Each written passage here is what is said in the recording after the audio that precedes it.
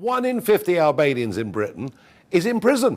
Politikani i njohur britanik Nigel Farage ka pranuar sfidën e kryeministrit Edi Rama për të vizituar Shqipërinë. Përmes një video ai shprehet se i shndron deklaratës se 1 në 50 shqiptarë në Britani janë në burg, madje shton se faktet i ka krahasuar duke nënkuptuar se faktet mund të jenë edhe më të rënda.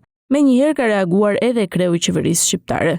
Nga një kriminal për çdo 50 shqiptar, pretendimi yt ka degraduar në ndoshta është 1 në 3, ndoshta 1 në 4, nuk e di. Vërtet nuk e di, dhe këtë e thua pasi pohove se ke kontrolluar 2 herë shifrat. Unë tashmë të tregova të dhënat e vet The Telegraph, në bujari madje, duke zgjedhur burimin tënd, megjithse ishte kontradiktor në vetvete, por ti duket se je vendosur të vazhdosh në gabim. Duke ju referuar të dhënave të ambasadës shqiptare në Britani, Rama shton se numri shqiptarëve atje nuk është 53.000, madje dhe vet The Telegraph shton se mund të jetë deri në 140.000.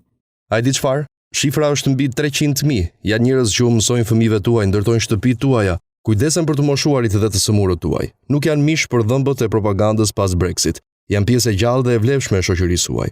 Dhe pa marrë parasysh moshën, gjinin apo statusin socioekonomik, por llogaritjet e tua bien poshtë. Jo 1 në 50 dhe sigurisht jo 1 në 3 apo 4. Këto nuk janë statistika, janë taktika friksuese të maskuara si të dhëna. Mëtej Rama i ngrej një pyetje. Pse është kaq e vështirë të pranosh që gabove? Pa tërhequr zvardh në Balt, një komunitet të tërë njerëzish të ndershëm e punëtor, që i shërben me dinjitet vendit tënd, si të ishte i tyre.